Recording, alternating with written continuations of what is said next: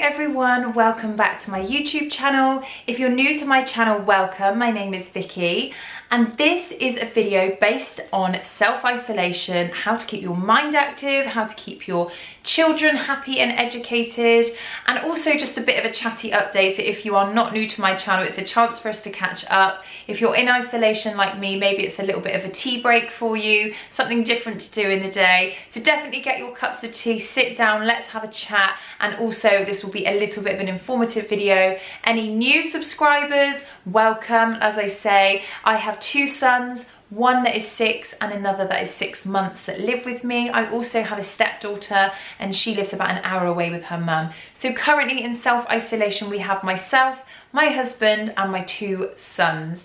So I have been in self-isolation since last Thursday. At that time, the reason I went into isolation is because I had a persistent cough and I was going to self-isolate until the Sunday as my cough had started from the previous Sunday. On that day, when the Prime Minister announced this, my youngest son also started to have a fever, which actually lasted 4 days. So we decided that we were going to stay in. Later that evening, I just decided I was far too frightened to send my son, my 6-year-old, into school. Now, if you are not new to my channel, you'll know that I suffer with health anxiety, and that definitely does not help in a situation like this. And although I have got it, I'm not obsessing over it, but it has definitely affected the way I've made my decisions. So I am lucky enough to work from home. I'm lucky enough to be at home with my boys, and it wasn't very difficult for me to have to make that decision because I didn't have to give up on any work commitments. It was a case of keeping my son home and protecting him, and that was the decision I decided to make. I unfortunately started getting absolutely into reading so many media coverage, stories, different news articles, different social media posts, and it really started to affect me. And I just said to my husband, I can't send him to school. And although at this point it wasn't a rule to keep everyone at home for 14 days, I just decided that that is what I wanted to do. And I know for the vast majority of us, the figures and the facts state that we will be okay and we will suffer mild symptoms. And you know, who knows, I could have already had it.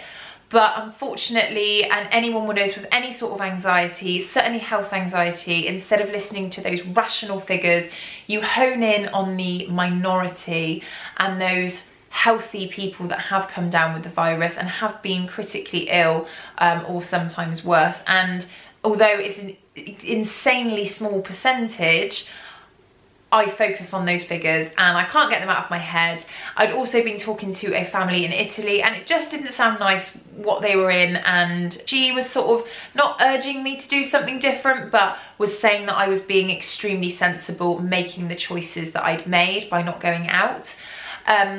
So I decided from that point that I was not going to go out. I did not go back to the gym, which is very important to me. My nails are in bits because I cancelled my nail appointment. My eyelashes, I cancelled my eyelash appointment. I know that's all materialistic things, but my day-to-day things I cancelled because I just didn't want to have any contact with anyone.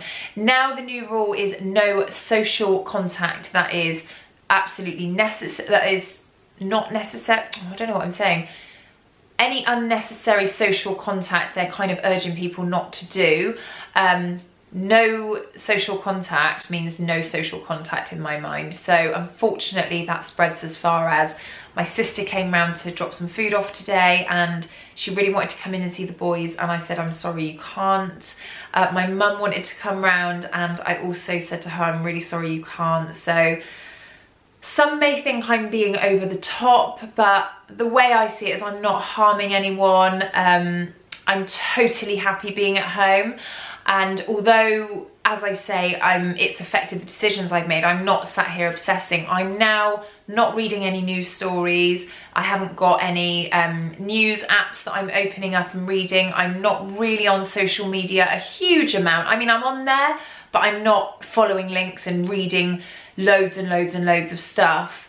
I'm just watching Boris Johnson at 4:45 every day, and can I say that our Prime Minister is absolutely fantastic. I have a newfound respect for his position and what he's doing, and I think he's great. I never really was interested in politics before, I'm sorry, but I wasn't, and I just think that he's fantastic. I think that he's the right man for the job. I think we should all trust his judgment, and also it's based on science. It's based on scientifical facts. Scientifical facts, that's right, isn't it?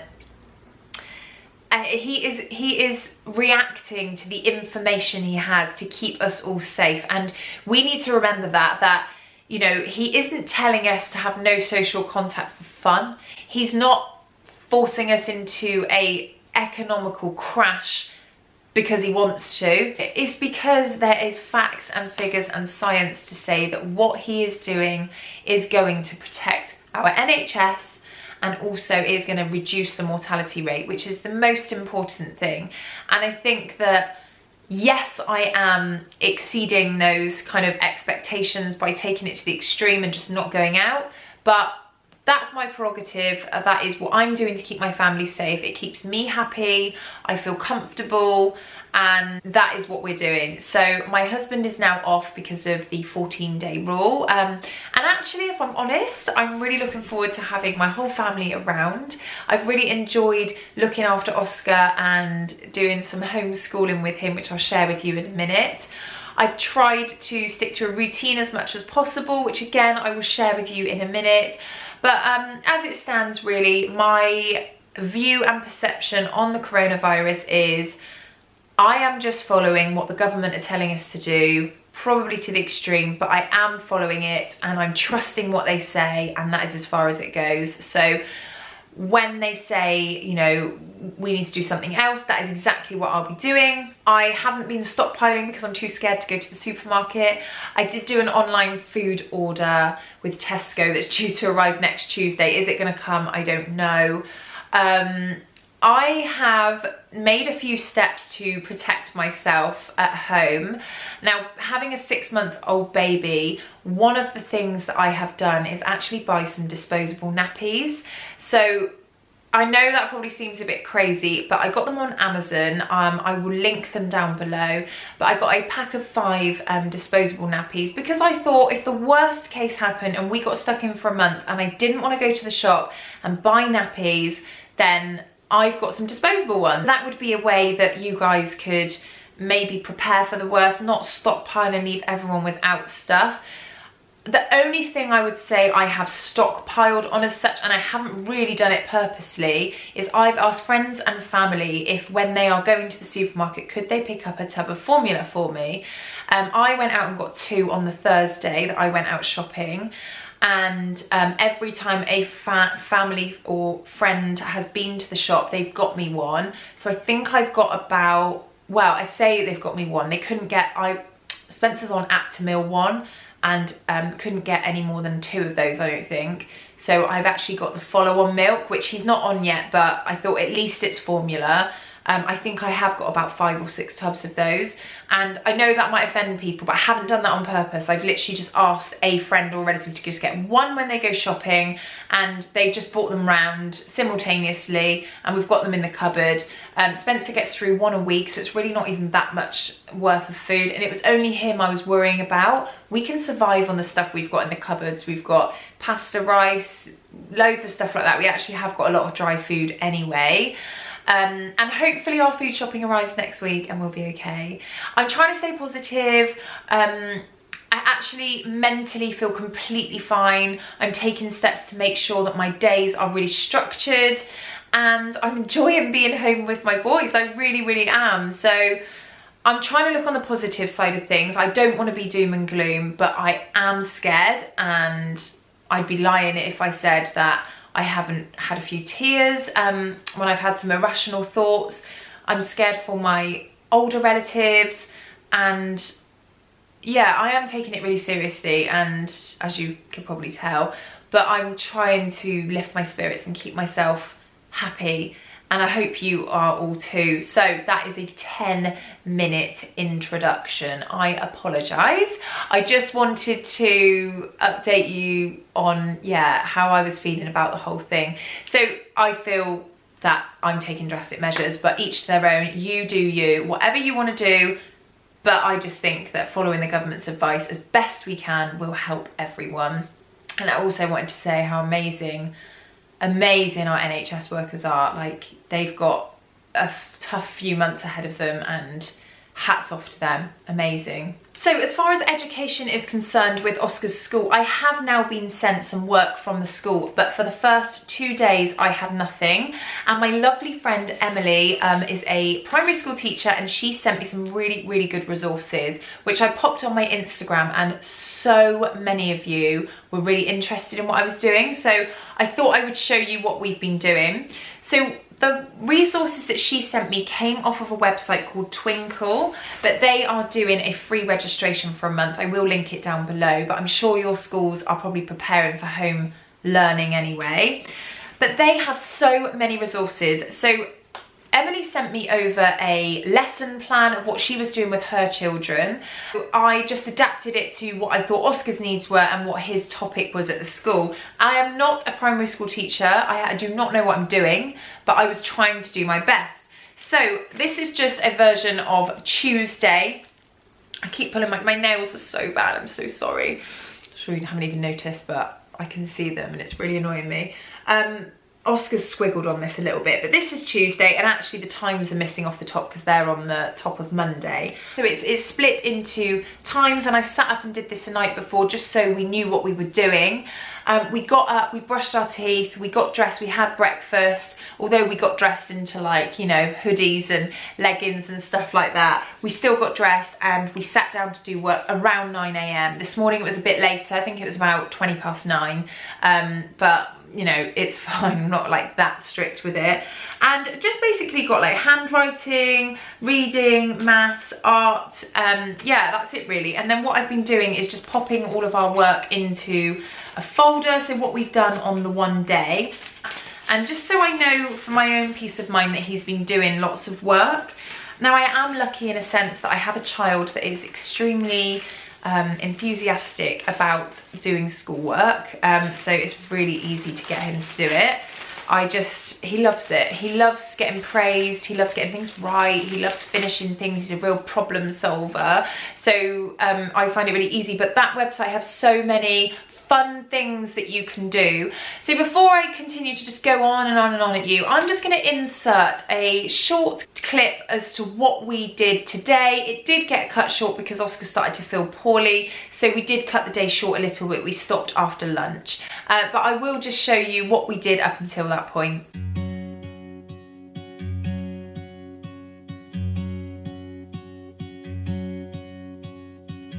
Be wrapped around your arms instead of being lonely. We could be gazing at the stars, but now it feels just like I wandered off into a room and closed the door behind me. I never gave the key to you, even though I wanted to.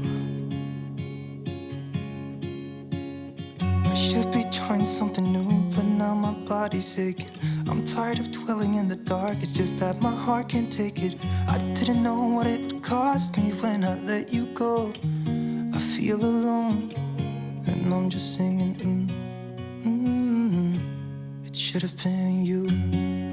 Another time, another place, I just know.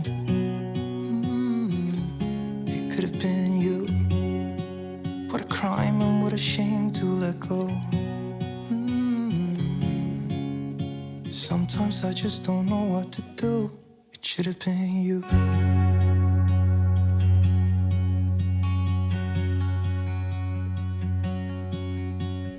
I could be driving to your place, but now the ground is shaking. Could be a phase, but it feels like it will never go away until we make up. I can't be myself. I never knew how much I needed you. Should have been you. So what I will say is, although I had been starting my days extremely structured, I did realise after day 2 that I just couldn't keep up with it. I couldn't keep up with being a homeschooler, with looking after a 6-month-old, with doing my own work, with cooking the dinners, cooking the lunches, keeping the house clean, doing the washing, playing with them outside, just doing everything. I couldn't do it. Now, although I've got my husband home now, he is going to be working, so he won't be able to help. I've decided that I'm still going to write my lesson plan based on the schoolwork that the school have given me, but I'm going to let Oscar finish it in his own time. So if he wants to finish it all in the morning by lunchtime, that's fine. If he wants to finish it all in the afternoon, that's fine. As long as he completes what is on that worksheet in the day, I'm happy. I also like to keep it quite fun, so as you may have just seen, I like to include like painting and cutting and sticking, because I don't want him to feel like, you know, it's all boring. I do want to have fun with him. Just doing a little bit to keep their minds active really helps. And also, my son is one of these, which I'm sure many of the nation are. He would sit on his Switch, his iPad, his TV all day if I let him, literally all day. He would watch YouTube. That is what he loves to do, and although I don't mind that from time to time, I do not want it to be every single day, because I just don't think it's any good for his brain. So I think if I set aside, you know, at least a couple of hours a day where he can be doing this, then I'm happy. So that is education. Okay, so the next few points I'm going to briefly talk about is how to keep yourself kind of sane whilst you're in this period. And the first one that I think is really important is healthy eating and regular exercise. Now, you know that these things are very important to me anyway, and I think they are so important for your mental health. You may watch this and think, well, hang on a minute, you've just said you're really anxious and now you're saying that like it helps your mental health and you do it. Although I'm anxious, I'm not like going mad over it. I'm just keeping myself safe. So regular exercise, I will be following a routine as to what I normally do. So I normally go to the gym Monday, Wednesday, Friday, and that is exactly what I'm going to be doing from home. And of course, my next video is going to be a home workout for you all. So please stay tuned for that. It's the best time I could think to do it. Regular exercise doesn't have to be strenuous. If you're not a regular exerciser, then the thought of that might make you feel sick. So please don't push yourself, but maybe just find a yoga video or a bit of Pilates or just a little walk or anything really, light exercise, just half an hour, you know, a day if you can, or I'm going to be doing probably an hour Monday, Wednesday, Friday. I just find it a bit easier to manage that way, and having 2 rest days, that's just the way I like to do it. So regular exercise and healthy eating where you can, you know, I think that that is so important to try and get as much kind of vitamins and minerals into you. You know, this virus is a virus, so keeping yourself healthy is really important, but it's also really important just for your mind. I think that if you eat like rubbish and drink loads of alcohol, like it's no good for you. Like they're toxins, they don't make you feel good. Don't get me wrong, guys, I love a bit of chocolate, I love some sweets, I love cake, I love a Prosecco, I love a gin, like I know how to have a good time, but just be careful and keep yourself a healthy balance. And I think that that will help you feel refreshed in this time that we need to feel our best mentally. So that would be my first point. My second point is kind of a follow on from that, and that is routine. So as I've already said with the education, we are trying to keep a routine daily where we're getting up, getting dressed, brushing our teeth, having our breakfast in our normal day-to-day life, which is what we would do, and making sure that we are not kind of slobbing around every day. I do think that keeping some sort of routine is important in our day. So having lunch at the same time, having tea at the similar time, just living life normally so the children don't really get affected by it. I think that keeping some sort of routine in your day, whatever that may be, is really important. So for me, it will be the exercise 3 times a week and then just getting up and getting on with things. Saying that, just to throw a little spanner in the works, if you do have a day where you think, just want to watch Netflix, just want to chill out, don't want to get dressed, don't want to see anyone, well, you're not going to see anyone anyway, but just don't want to do anything, don't want to talk to anyone, just want to slob out.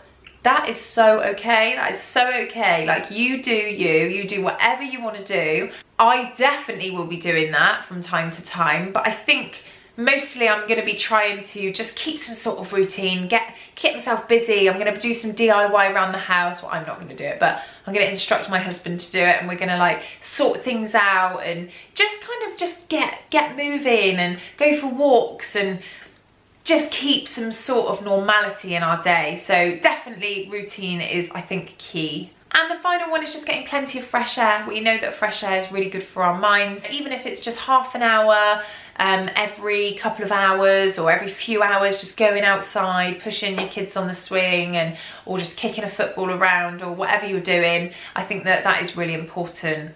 Now, I have only been in isolation for how many days? 6, 7 days now, so I am not an isolation guru. I am just saying what I think has worked for me, because so many people have been talking to me and saying, are you losing your mind yet? Like, are you like climbing the walls? Like, how are you feeling? And I'm like, no, I'm like not. I'm absolutely fine. Like, I really don't mind it. I am not happy with what's going on outside these 4 walls, and it scares me. But as it stands right now, sitting here right now talking to you, I am as happy as can be. I've got my family around me. We are all healthy and happy, and we've got 4 walls around us, and we've got a roof over our heads, and we've got food and water, and I just feel really happy. So definitely the things that I've been doing have helped me be happy, and that's it. So I hope that all helped. Hope that was interesting and not too much of a babble. If you enjoyed this video and you want to see more where this came from, as I've said, my next video is going to be a fitness video. Please don't forget to subscribe before you leave, hit the like button, and I shall see you all very soon.